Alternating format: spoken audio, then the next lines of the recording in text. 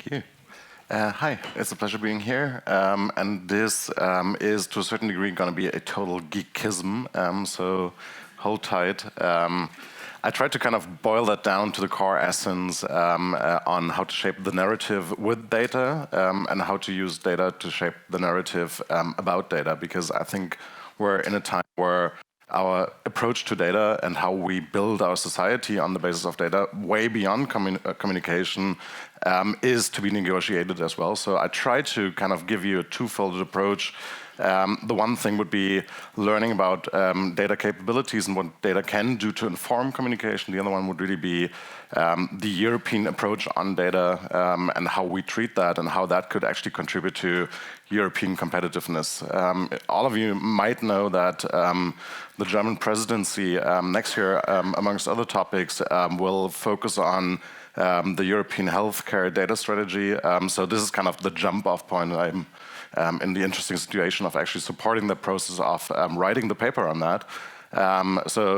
Showing you how this could all work and our approach to data would work is kind of the second chapter of what I'll be talking about. Data and capabilities, that's the obvious one, and I think we all, with the Cambridge Analytica scandal and the way first Obama and then Trump used data in political communication, have a slight awareness on the role of data and the role of mainly understanding public opinion. Nonetheless, we see that there's interesting bias and misunderstanding around that at the lowest intellectual level. I just took the EP elections from 2019 as an example.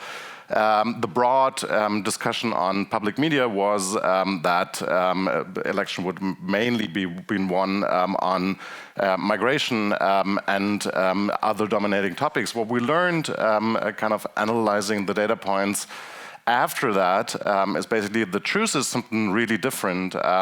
The public opinion, specifically in the defining voter groups, wasn't about immigration and wasn't about topics that were on the traditional agenda. The intercourse was more driven by a discussion on young people being on the streets, Friday for Futures, which after that changed the agenda. Quite interestingly, all political parties use data to inform their discussion now, but they're not really good in putting in some pre-shadowing on where this is all going. So after the EP and my home country is Germany, the discussion on the Green Deal on Europe and green topics was massive, even though you could have seen that prior to that. So what we learn is that data-informed and data-informed political communication is not the norm now. It is, and that is a really scary news, the norm at right-wing parties. Just a German figure, 98% of all the social media communication that has a political context in Germany is sent out by the AfD. The fraction of 2% of all news pieces is sent out by all the other parties. So what we're seeing is basically that the right-wing parties, and that is because they are built as non-legacy organizations with a greenfield approach, so they had to, or they could have been built on modern communication approaches without lifting of legacy, are in a situation where they use data, where they use data-informed channels and are massively owning the agenda in non-traditional communication channels because they make use of data points, because they measure public opinion and have monitoring tools applied to the progress that is advanced. The interesting part is, and this is now kind of leading into how to make use of that, the way right-wing parties across Europe use that is most of the cases paid advertising. So they actually target, and we heard that, ads on people. That is the reason for, amongst other reasons, Twitter now making it non-legal to have paid political communication on the platform, which I actually genuinely like, and is kind of putting or pulling the trigger of data-informed discussions even again, because you can't simply send out your communication anymore. You have to create relevance around the messages that are sent out, because you can't just show them everyone that you want to show them. So being in the dialogue now means that you have to have advanced analytics around what is the dialogue, what is the topic that actually are of relevance, and how do you build campaigning around that. Same holds true for political communication and kind of broad communication for brands and all other entities. We'll be at a point where ad blocking and all other technology being applied to filtering political intercourse and paid political intercourse out of our visibility will come to a point where relevance and building on relevance, so really analytics around public discussion going on, will be the key driver. Targeting is not going to be that anymore. With Apple and Google now having standard and default built-in ad blocker technology, ads in political discussion will not be the normal way to doing that anymore. Relevance and dialogue will be that, and dialogue is only possible based on clear and granular analytics on relevance and the actual dialogue going on, which is, and this is really where it shows that, which means that amongst other sources, you have to have kind of a lighthouse understanding of the public discourse that goes beyond traditional media. Nonetheless, political parties tend to sense the discourse from only traditional media, which from my perspective is going to come to a point where this is coming to an end. Endgame of all of that, from my perspective, is, and this is completely possible from a technology perspective, full aggregation across broad set of channels, weighting the dialogue and weighting the topics going on, and building precautious monitors and monitoring tools of discourse popping up. Because, and again, just going back here, it was possible to see the discourse on ecological topics really way prior to the political parties picking up on that.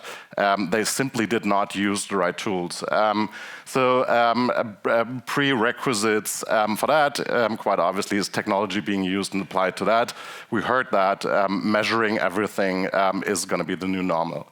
Going forward with that, I think that we'll come to a point where everyone that does communication, and we're even talking about commercial communication, will build tools around data aggregation on short, mid, and long-term signals. You can split that down. I had the opportunity of building the newsroom at the German Social Democrats Party, and what you can actually do with data now is really building delta measurements that show you which is the up-and-coming topics that you can see anywhere, that are still local, but that are the biggest growers in discussion, and that need to have an answer pre-prepared once they become major discussions and public discussions that are broader at scale. I think really diving into what can measurements and what can layered approaches to discourse data do to communication will be the new normal. So going back to what is the job of a communicator at some point, if you back in the days understood creation of communication as your job, so really writing headlines, defining pictures, that whatever, algorithms will support you in that, so there'll be a certain augmentation on that. I think finding the right data points and finding the right topics based on monitoring tools is kind of going into your job, and is not only becoming the job of the data analyst that sits beside you, it is going to be the communicator's job to be augmented by data. We're coming to a point where we have to answer the question of what is our approach to data in general, because what we're seeing right now and the way we decide that is massively influenced by American platforms right now. So the kind of punchline would be code exports values.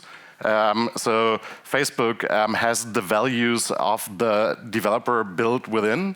Facebook has decided that swastikas are a mean of free speech and nipples aren't, which is exporting the values of the person that actually built the machine.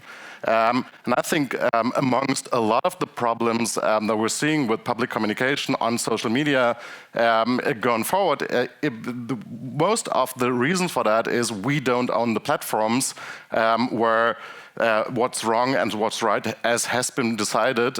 We just play around with them and we can't regulate them. The answer to a certain degree, and going forward here, is what is Europe's stance in digital communication platforms and on rules on digital communication platforms.